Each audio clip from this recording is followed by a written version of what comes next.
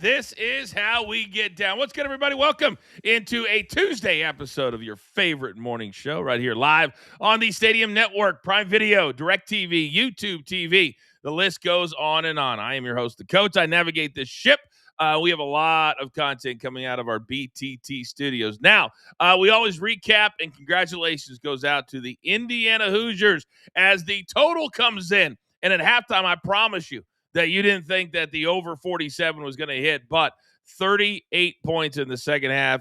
Mendoza putting a kind of cementing his season as the Heisman Trophy winner as he scores on a fourth down play as he was kind of pinballing around, dives into the end zone. So congratulations. Plenty more on that coming up in one word in about 15 minutes. Now, our schedule, always very, very busy. In addition to the morning show, we have a podcast, only 20 or 30 minutes, 11:15 approximately a.m. Eastern time. Then, if you're a Sirius XM listener, 2 to 4 Eastern time, it is Off the Ropes. And then I encourage you, and I just went and looked at the numbers.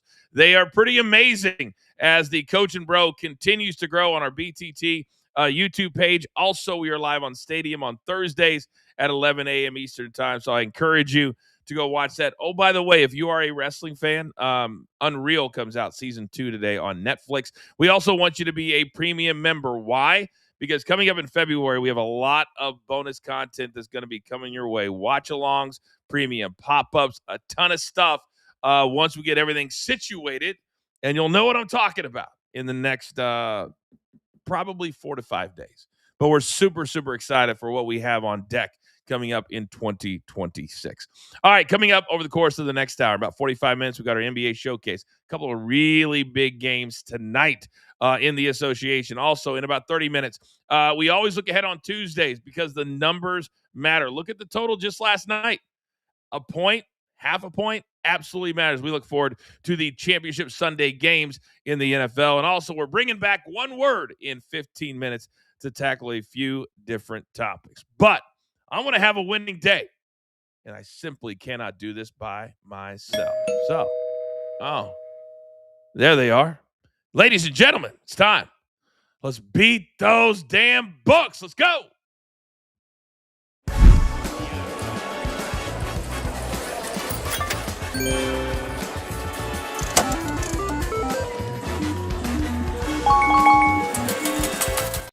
All right, look at this motley crew on a Tuesday. Now, I got to start with my numbers guy for a reason. Say good morning to Rafael Esparza.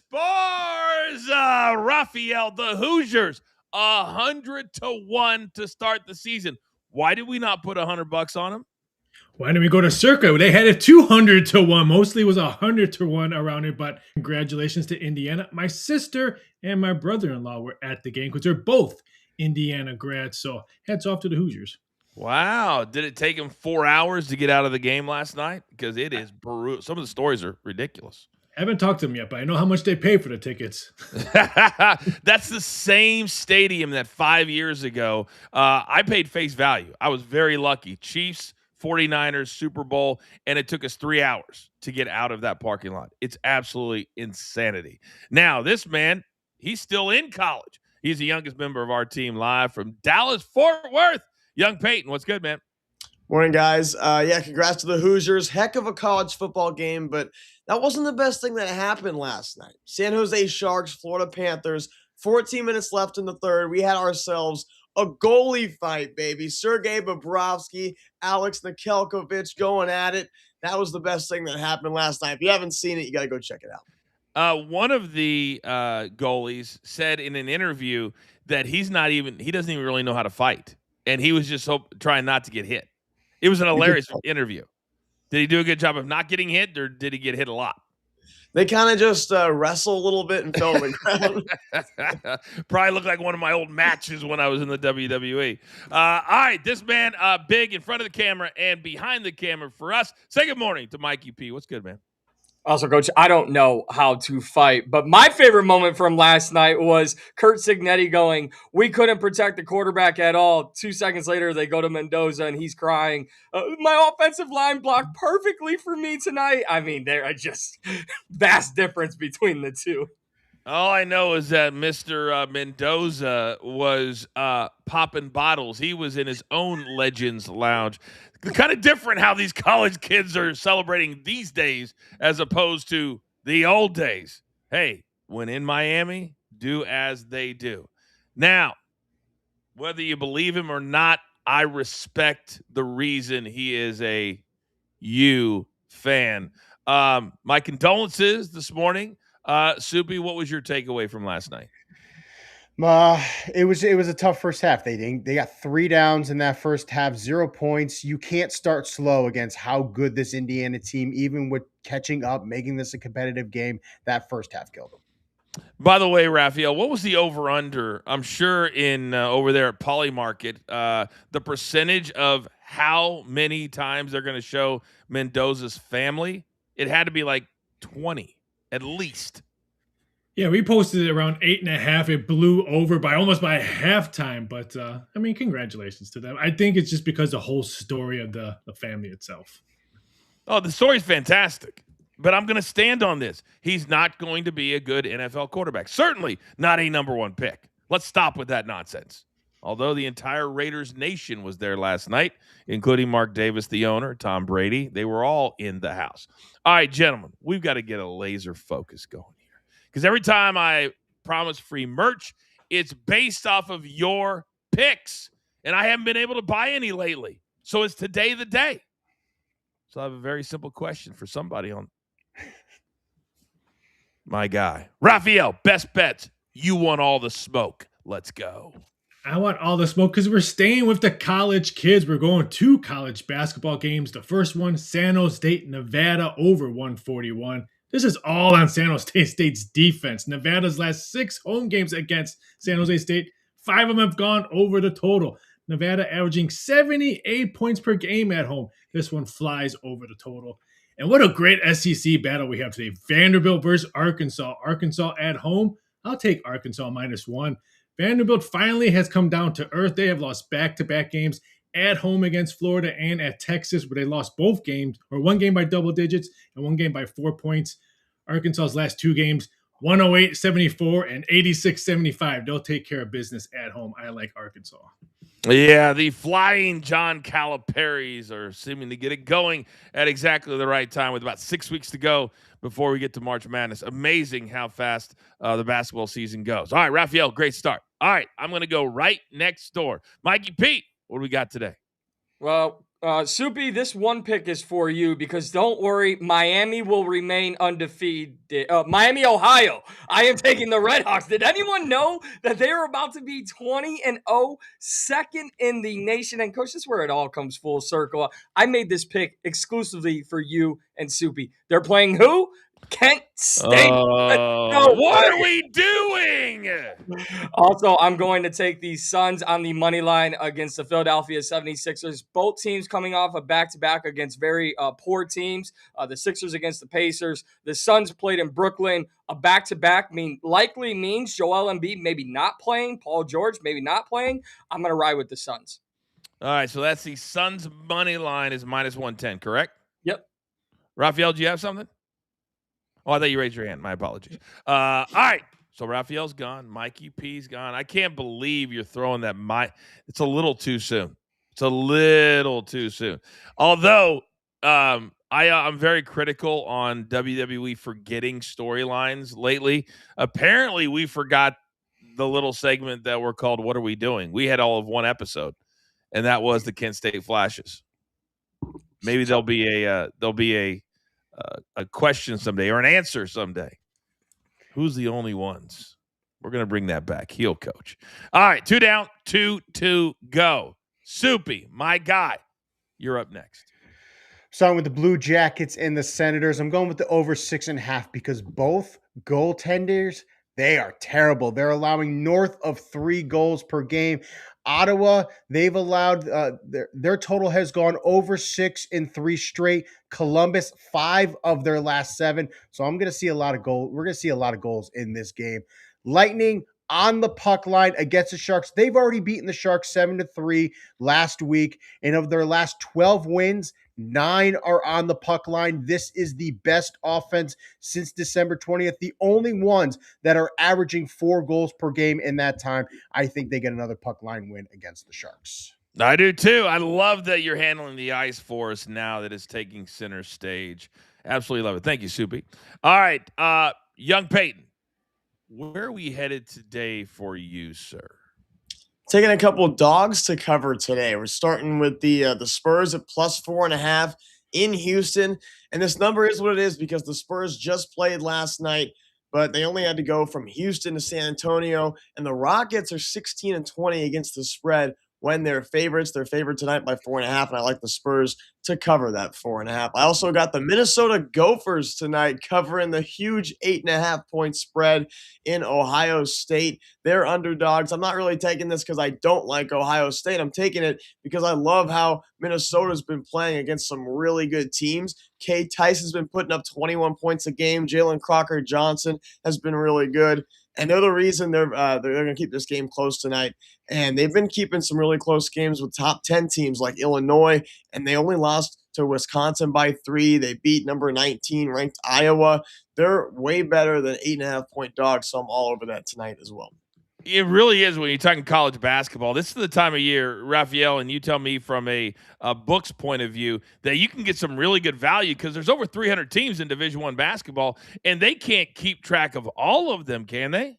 No, and that's why I tell people, bet the Sun Belt, bet the Conference USA, because yes, the SEC, Big Ten, they're going to concentrate because that's where the more money's coming in. But you can find some really good gems on the Big West, Western Conference, the Gonzaga, Santa Clara's, Portland games. There's always good value in college hoops.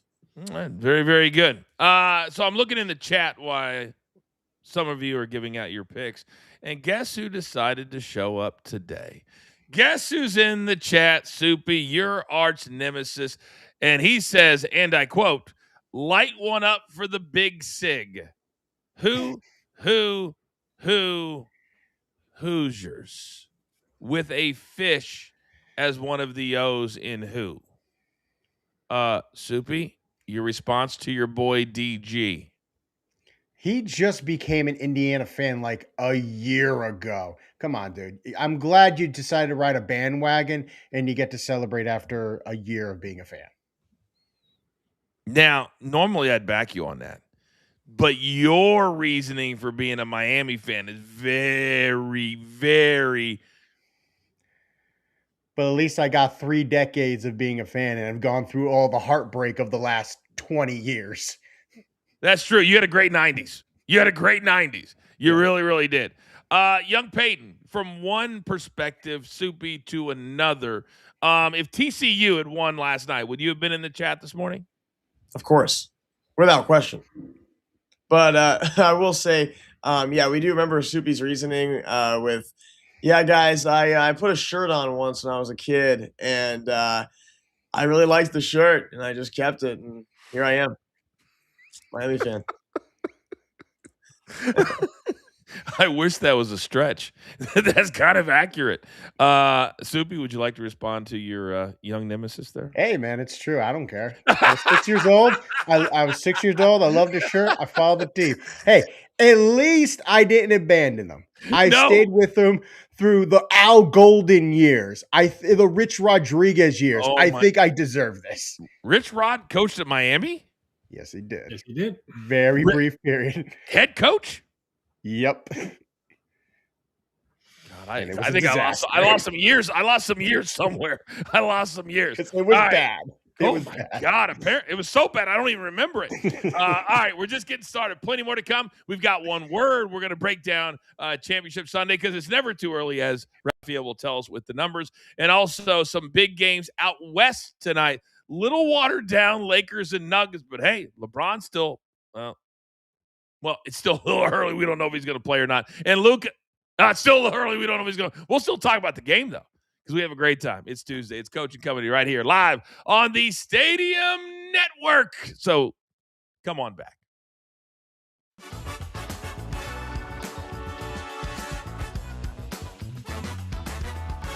All right, it wasn't all fun and games last night at the end of the national championship game because Mark Fletcher of the Miami Hurricanes, apparently he's either a sore loser or the cat from Indiana said something to really make him mad. Check out this video after the game throwing punches on the field. I mean, and he's like, come on, come on. Now, if you're saying come on, don't back up. That's my point. If you're saying, come on, throw a punch, you don't back up. Let's start with you, Mikey P. What'd you make of this video?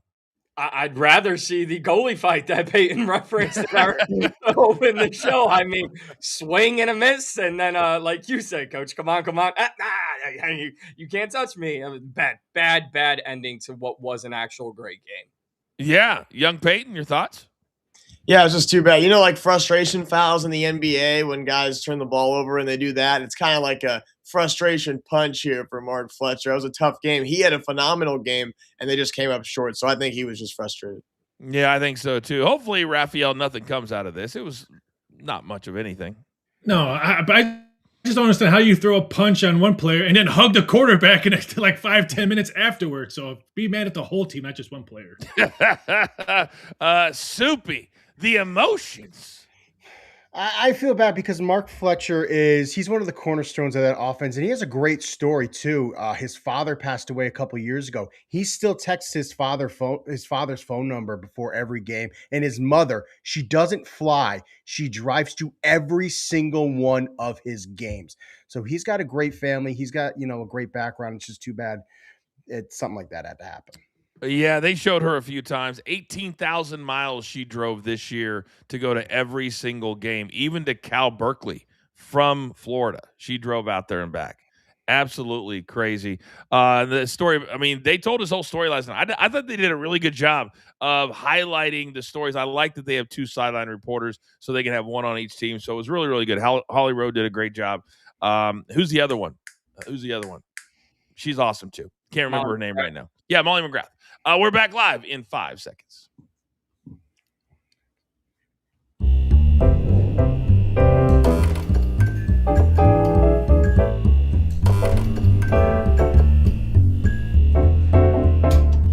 Oh, it feels like old home week. Welcome back, everybody. It is Coach and Company here on Stadium on Tuesday, January 20th. Can you believe it?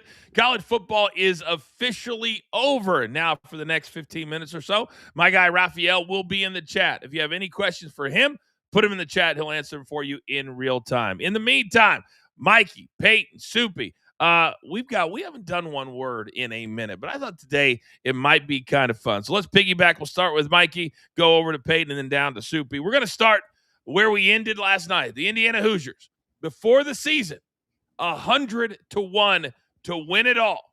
We're talking about a team that only one school, and that is Northwestern, has more losses in the history of college football than this Indiana team. Mikey P, one word on the Hoosiers going a perfect 16-0 and winning the Natty for the first time in school history. Incredible.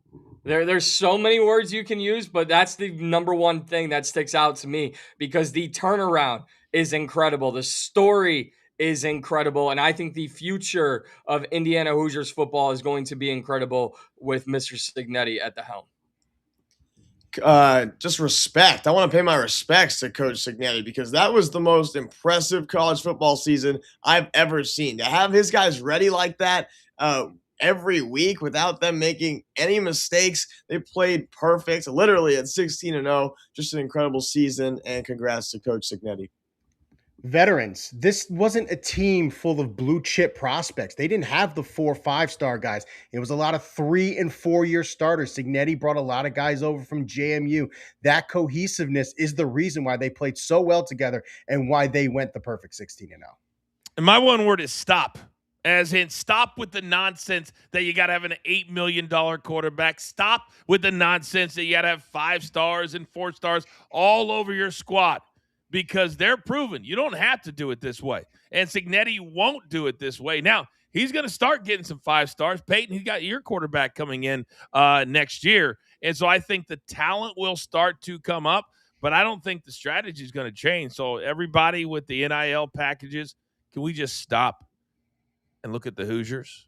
Now, let's stay in that game because Fernando Mendoza, and I've been a part of the national media. I was at ESPN I know how it works. You play the hits. Colin Cowherd taught me that. But there might have been a little Fernando Mendoza overload, just a little bit. Hey, I don't want to pick it apart. He kind of reminds me of Tim Tebow.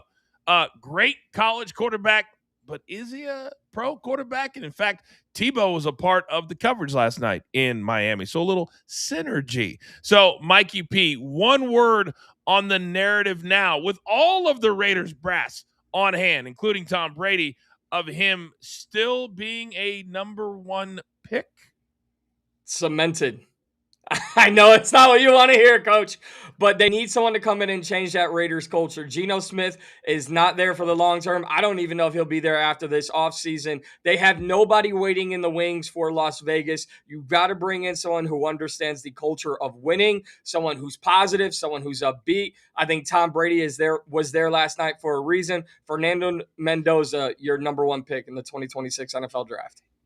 My one word is competitor. Vegas should be excited because this guy, Fernando Mendoza, is an absolute competitor. He won't accept 3-14 seasons. He just led his team to a 16-0 season, the first 16-0 season we've seen since 1894. Mendoza wants to win, and he wants to win now. So Raiders fans should be excited for the future because they got themselves a winner and a competitor in Fernando Mendoza.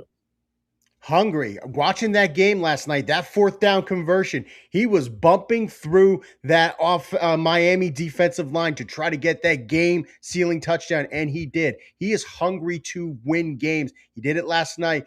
I think he can do it in the NFL. I don't think he's going to be an elite quarterback, but I think he could be a mid to a maybe second-tier quarterback. My one word is pros, as in apparently I need to go find some because nobody on this panel knows what the hell they're talking about. What are we doing? This kid is like, I love to death. I love that he thanks God 8 times in every interview. I love that he looks right into the camera. I love that he loves everybody. But guys, we're talking about the show. We're talking about the NFL. And what last night, I actually had somebody on Twitter last night because I was tweeting throughout the game, a little engagement. I don't know why I do it. And I said, this kid, is there anything that you've seen tonight that screams number one pick? And then he ran in the touchdown, and some guy says, oh, Coach, you want to retract that statement? And he attached the video to it.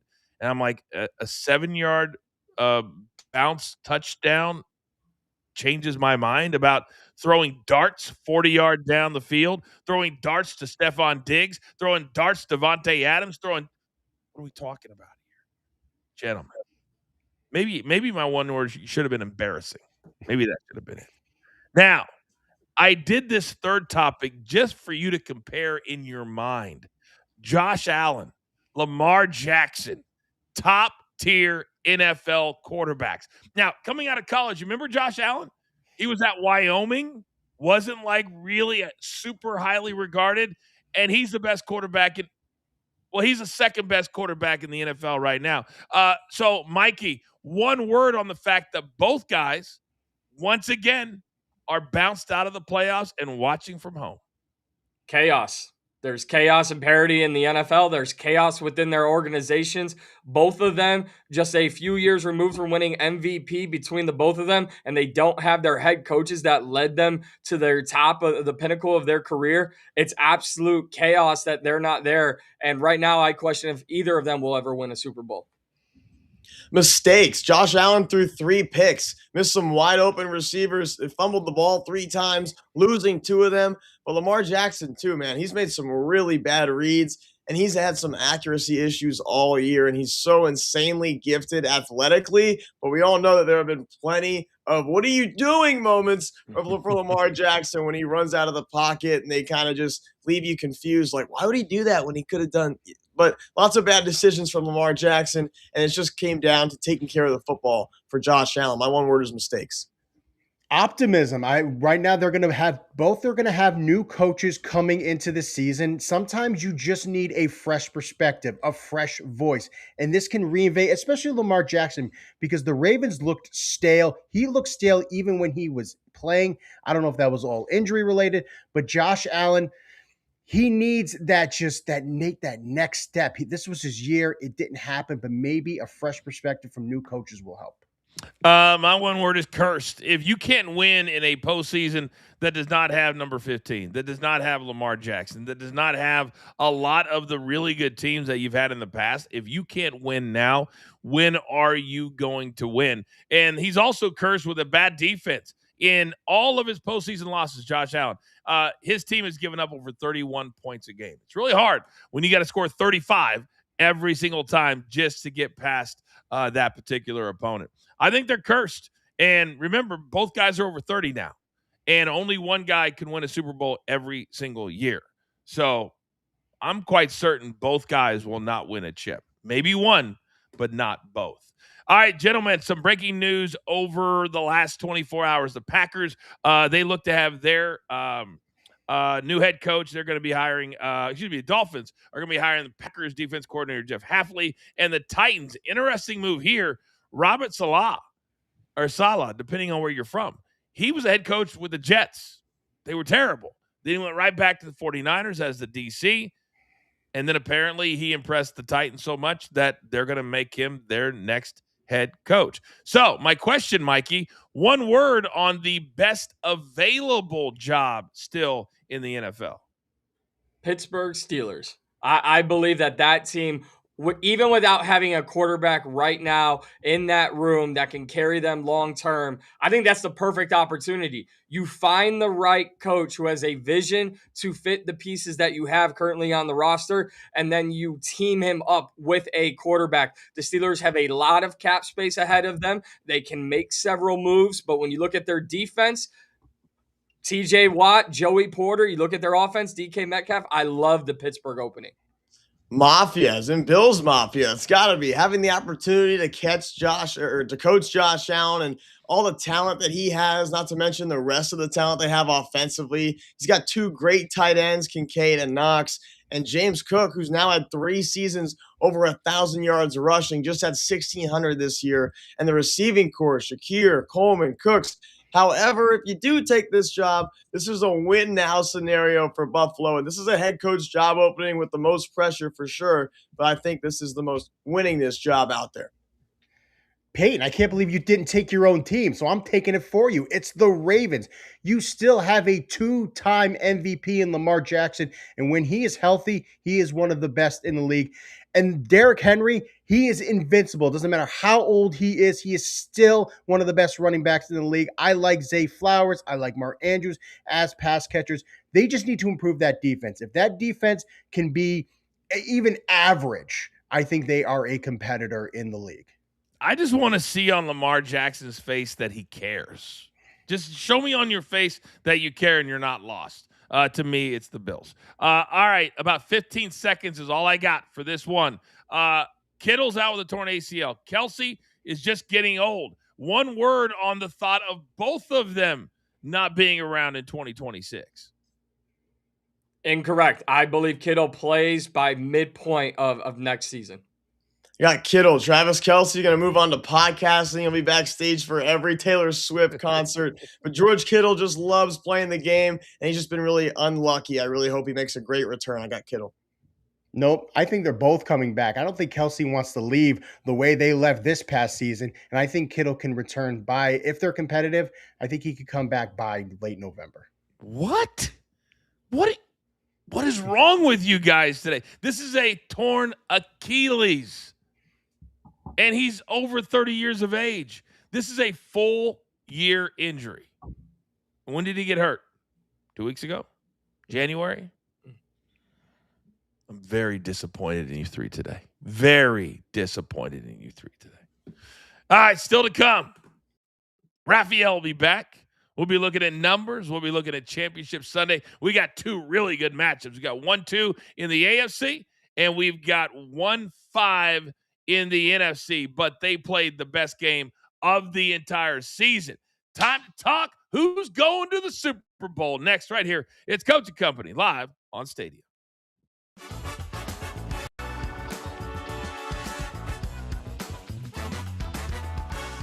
All right, gentlemen, this story's a little backwards, I guess.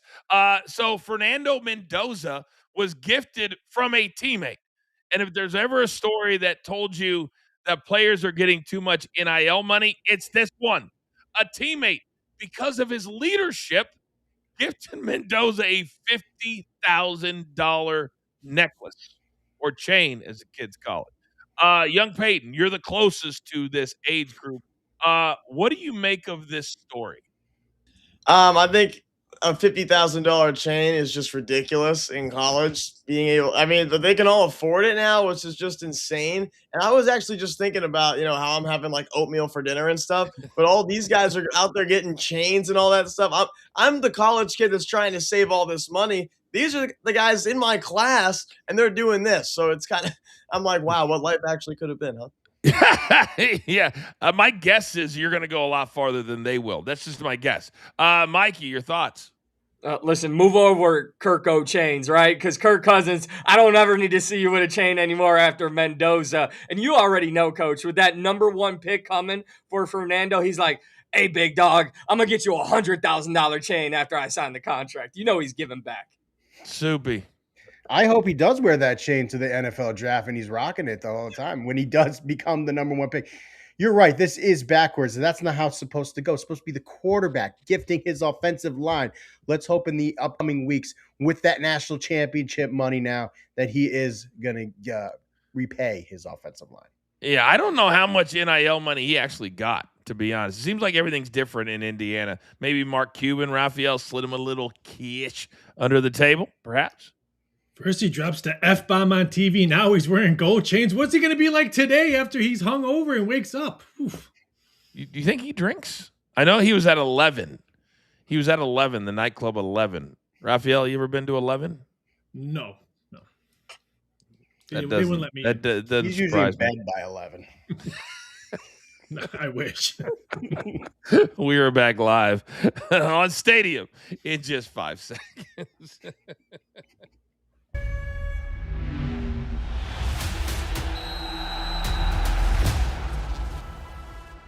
All right, welcome back, everybody. We're live on the Stadium Network. I am the coach. Coming up in about 15 minutes, NBA Showcase time. We got the Spurs and the Rockets and the Lakers and the Nuggets. If you are watching us on YouTube Live, go ahead and hit that like button for us on the way in, and you can chat away, and we absolutely love it. Now, every single Tuesday during the football season, we spend this time of the show looking forward to the biggest games. Well, we're down to just 2 games, the AFC Championship and the NFC Championship. So, boys, I want to start with Raphael because, Rafi, it's all about the numbers. And we do this because of the numbers. So let's start with the Pats and the Broncos. We know that Bo Nix is going to be out. So this number is the Patriots -5. Really a shocking turn of events for this game on Sunday. What are you seeing? Shocking about 30 minutes ago as Denver Broncos money has been coming in. 4.5s have been popping. And if you want to look at the poly markets and Kalshi markets, the money line on Denver is really, really good. Better than what the books are offering. So now you have 2 options to see what the public is doing, sports books and prediction markets. So definitely look at that. I think the total is going to be very interesting because I think people don't think Denver's going to score. So see what the total does the rest of the week. And I think this number closes around 4.5.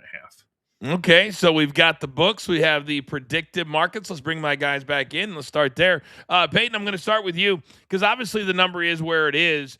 And sometimes and this is something like for Polymarket in particular, they're not even live yet. And there are like nearly 1 million people in their waiting room getting ready to play because for some people, they enjoy it a little bit more. Maybe it's a little bit, there's more options. But the bottom line is this, the Patriots, no matter what you're looking at, they are the favorite by damn near 6 points.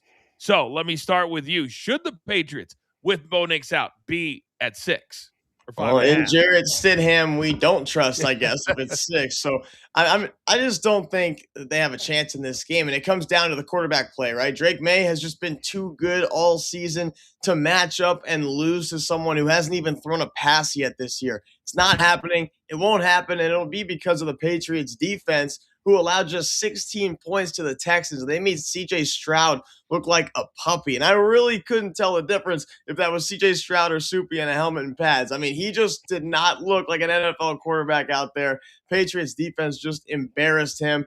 Give me the Patriots to cover and win by double digits. Boy, C.J. Stroud is getting shredded by everybody. So, Soupy, let me come down to you, because right now it does feel that it will be the Patriots in the Super Bowl. But sometimes when you get that feeling, it doesn't happen. Your take?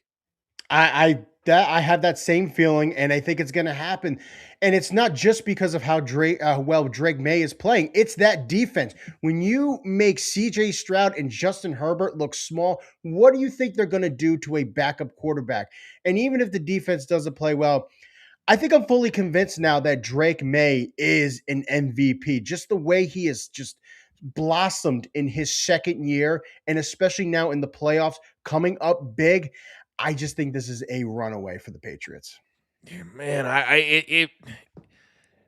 I know in this world that we live in that we always run away from what's right in front of us. I talk about it in wrestling all the time. Just give the fans what they want.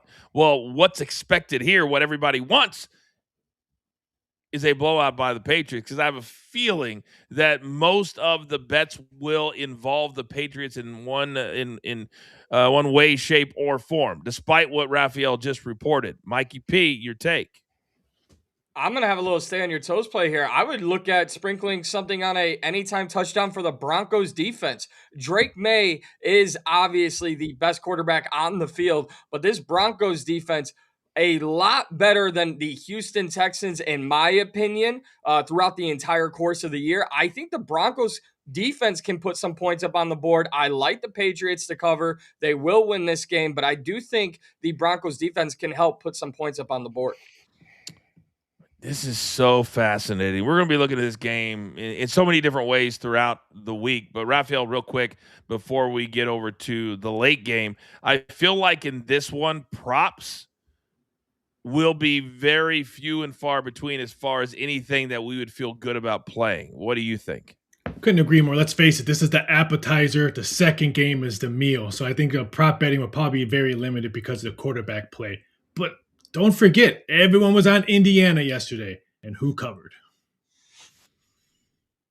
They did cover by 1.5. I was trying to think. We went off at 7.5. Yeah, you're right. Now, let's flip it over to the second game. And this was, gentlemen, the best regular season game of the entire year. And to me, it wasn't close. And if you all missed it at home, it was 38-37. The Seahawks, in that moment, guys, a tie would not have helped them. So they went for 2 and the win in overtime. It was probably the most fun last 2 hours I've had all season watching football. Young Peyton, I'm going to start with you. But this Seahawks team now seems like a much better version than that night against the Rams. They pounded the 49ers. They have absolutely, the last month, been phenomenal. Sam Darnold does have some banged up ribs, but the books still believe that they are the best team. They're laying 2.5 the total at 47.5. Your take?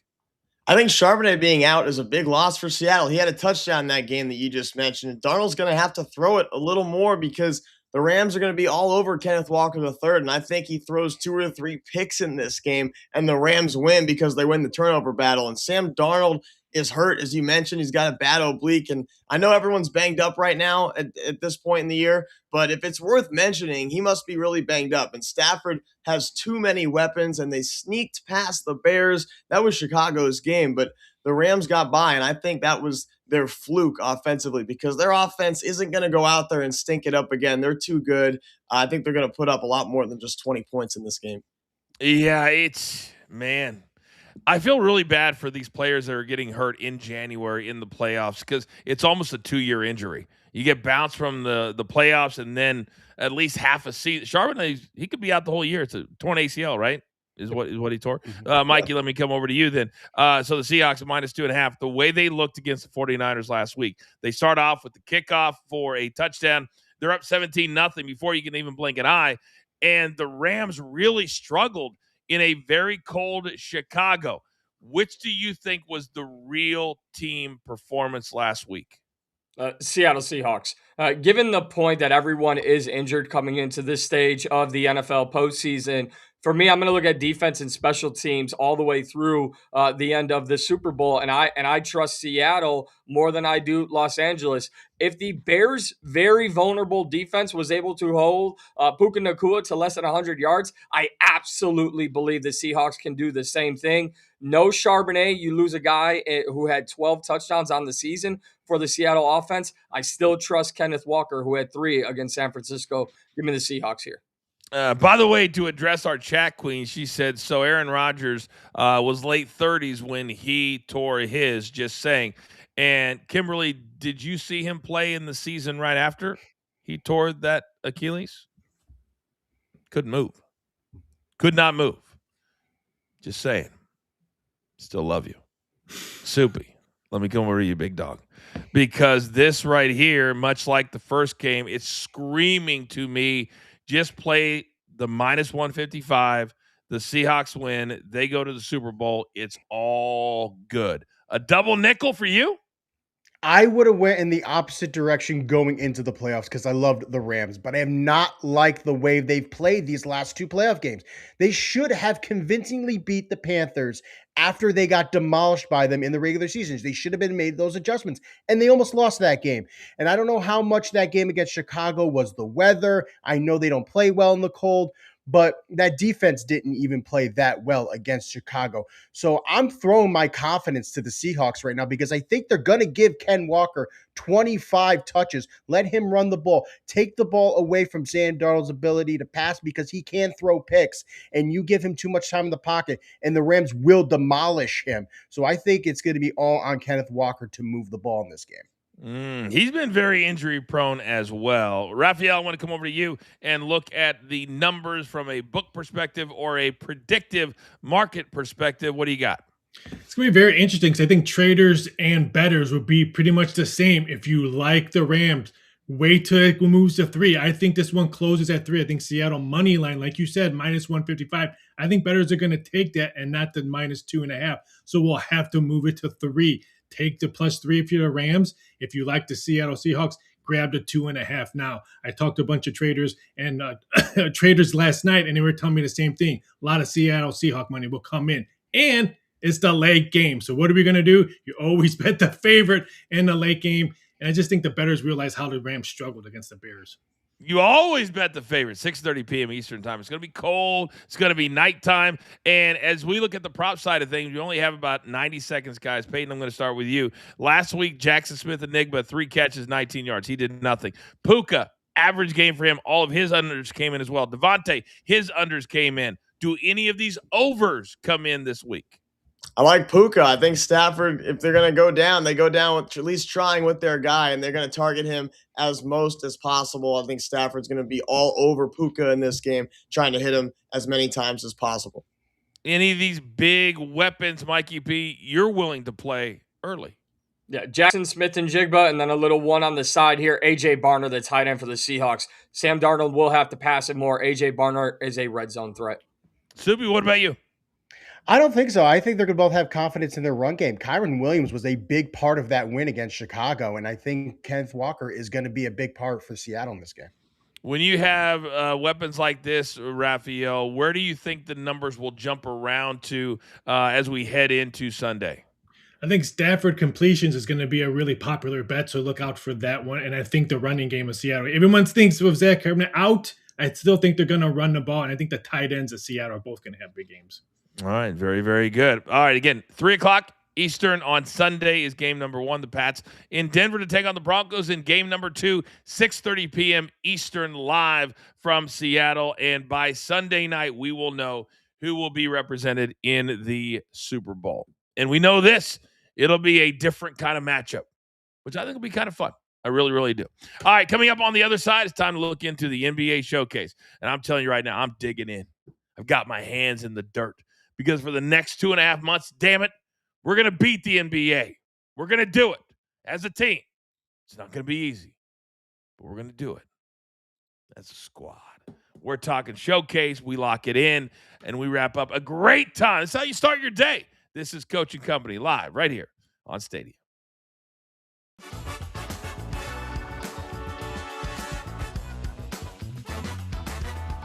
All right, absolutely awful news coming out of the NBA in Golden State as Jimmy Butler has torn his ACL, and he is now out for the year. And Mikey, the Golden State Warriors were already a squad that were like 8, 9, and 10. Now, if you're Steph Curry, what are you thinking for your last couple of years? I mean, they're average at best now. Yeah, best, like you just said, Coach. Organization dysfunction is how I look at it for the Golden State Warriors. Jonathan Kuminga, one of a very young, talented player, he wants out. Moses Moody on the trade block. Usually when a veteran goes down, you go, wow, I have all this youth on the bench. We can start playing them. Half of them want to be traded. So I don't know what Golden State is going to do. Steph Curry is a very loyal guy, but I think Golden State needs to blow up their entire roster. Peyton, what about you? I agree. I think the big question is what can you go out and get for Jonathan Kuminga? Because he wants out, and he's a really athletically gifted player who's worked on his jump shot too, and he can fit on a lot of rosters. And a lot of teams are going to want him, and maybe not the head case side of him, but at least the playing side of him. So what can they get for Jonathan Kuminga? I think is the biggest question, and can they stay in the playoffs? Would it be crazy, Soupy, for Steph Curry to request a trade? I don't think it would be crazy, but I don't think he does it. I think he's wants to be one of those guys who remains on the team he was drafted by. He's a loyal guy. He's passionate about being a Golden State Warrior. I don't think it's going to happen, but I think it should happen. And maybe after this season, maybe they mutually part ways. This feels like it'd be kind of a fun discussion, Raphael, on the predictive market. And this is kind of why it was created for topics like this. I think if Kerr goes, I think maybe Steph goes with him somewhere if they both leave. But keep an eye out for the Sacramento Kings and Golden State. I can see DeMar DeRozan putting on a Golden State Warriors jersey. That's what I'm hearing. Wow. He's a great player. Great teammate. People love playing with him. He still has skills.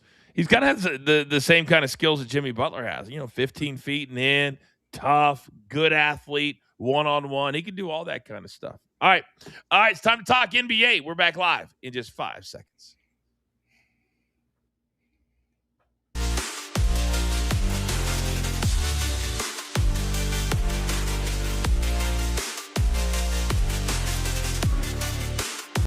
Okay, welcome back, everybody. Coaching Company here on Stadium, Amazon Prime, DirecTV, YouTube TV. A busy night in the NBA. College football is now over. The NFL only has 3 games left. So it's time to really focus on the NBA and college basketball. So tonight, guys, a big one in the West, the Spurs and the Rockets. In San Antonio, they're going through their ups and downs. Houston, they, I think, are a lot better than people thought they were going to be with Kevin Durant, who's had a really good year thus far. Favored by 3.5. Mikey, the total at 220.5. Your thoughts?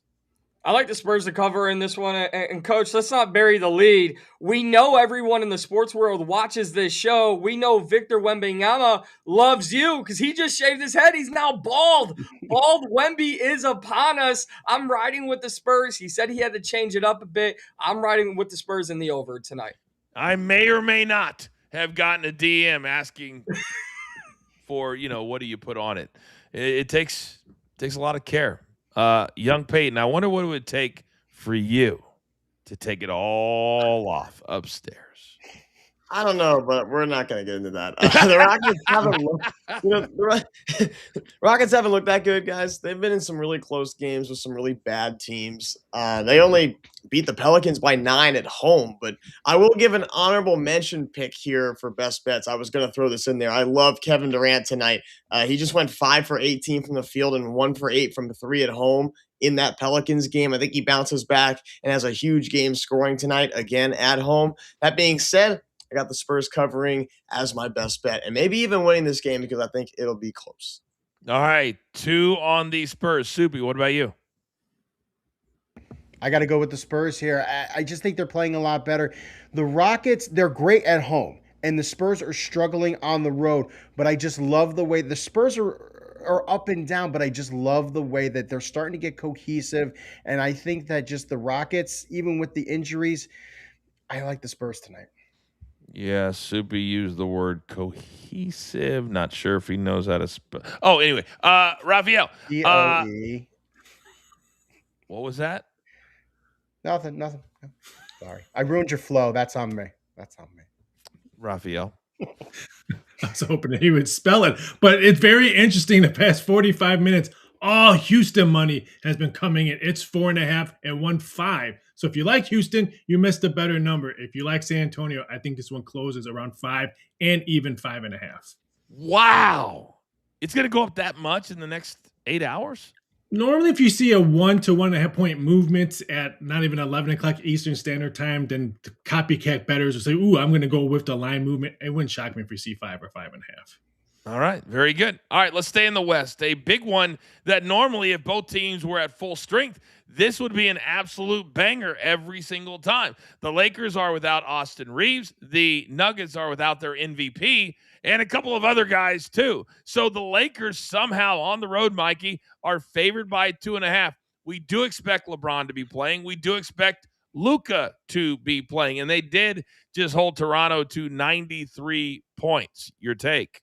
I love the Lakers tonight. And let's not forget, Coach DeAndre Ayton coming off a perfect game over the weekend. I think Luka will carry. This will be a Luka takes the spotlight type of performance tonight. I would predict a 40-point game from Luka, and I don't think Denver stands a chance against the Lakers tonight. Young Peyton, the Lakers have dropped all the way to 6th in the West currently.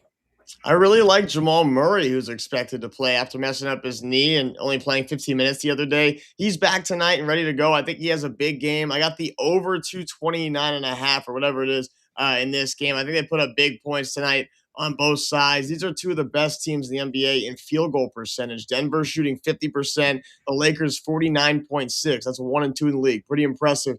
And how about Denver without Jokic, though? They're 7-5 without him, still 3rd in the West. They're putting up the most points in the NBA still at 121 a game. Aaron Gordon came back, and that's also a big part of this. But props to Denver for grinding out some wins. Peyton, you are aware there's 4 people on the segment? Yes? Okay. All right. Good. Sorry, Soupy. Sorry, Raphael. All right. It's time for those of you who were not here at the top of the hour. It's time. Let's lock it in.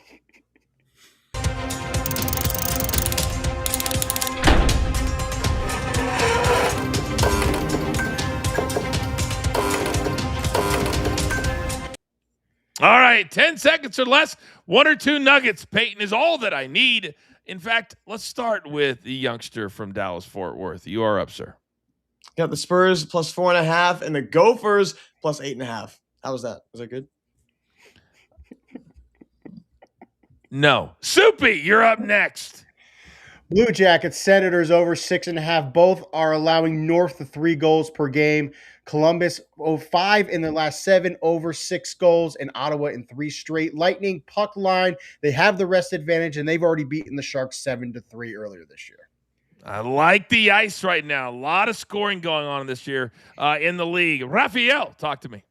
When I think about Tuesday college hoops, I think of the Mountain West. That's why I'm going to San Jose State, Nevada over 141. Why not? Because Nevada's almost averaging 80 points per game at home. So I'll take the over at 141.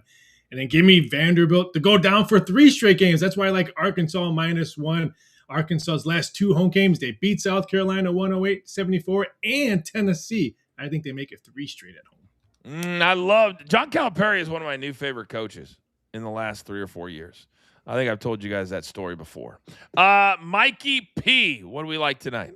I like the Suns on the money line against the Sixers. Both teams coming off a back-to-back. I can't trust these Sixers on the second of a back-to-back. And then give me Miami, Ohio. Did anyone know they were about to become 20-0 tonight against the Kent State Golden Flashes? They are second in the nation in scoring with 93.9 points per game. Let's go with Miami tonight. Are they ranked yet at all? Number 25. They just got ranked this week. They just got into the show. All right, gentlemen, I see 8 plays there. If we can go 6-2, I will give away a free piece of merch tomorrow. 6, it's all I need. 6-2. 6-2. Raphael, my guy, make me a little bit smarter. This is going on Peyton right here because 8 of the Los Angeles Lakers' last 9 games at the Ball Arena, followed a home win, have gone over the total. So 8 of the last 9 Laker games in Denver, following a home win for the Lakers, then going on the road, have gone over the total. Yes. Well, that's a lot. That's a lot of moving parts there. So, I have to track it. yeah, I was gonna say, holy cow! Oh my goodness, Peyton, I'll give you the last word on your Lakers right now. How confident are you that what happened in April last year is not going to happen in the last 2 months of this year? They just need another ball handler desperately. And Austin Reeves being out is just the biggest part of this. Rui Hachimura hasn't really looked the same since he's come back. I just think they need to play some defense, which they really just don't really have anybody to do that other than Marcus Smart. So they need to play some defense, and Reeves would be a big part of coming back offensively for them to handle the ball more. One other nugget, just got word that if people forget, Mendoza could come back to play. He could. He still has eligibility. His NIL number would be around $2.6 million. Does that scream number one pick to you guys? We got guys getting $6 million. Raphael, no, it does not. Somebody's got to agree with me. Somebody. I'm standing on this. I'm standing on this. I mean, I've been watching football a long time, and I know you guys have too. What are you guys watching? Like, legitimately, am I watching a different game? A different quarterback? I love all you guys, though. Well done today. Producer man, give me that one shot. I can't do this nonsense anymore. Do not forget, we have Off the Ropes. We have our podcast coming up at 11:15. We also have the Coach and Bro Show on demand. Check out all of it. And in the meantime, let's cash some tickets. We've got a whole spring to look forward to, and there's only one thing left to do, and I believe you all know what that is. You've got your marching orders. Let's take all of these tickets straight to the pay window. For my entire team, love them all. Mikey P, Young Peyton, Mr. Soupy, and Raphael, my numbers guy. And never forget about producer man behind the scenes, making the show look like $1 million. We grind for you so we can win with you. It's what we're all about every single day. This is Coach and Company live on Stadium. Have a great day.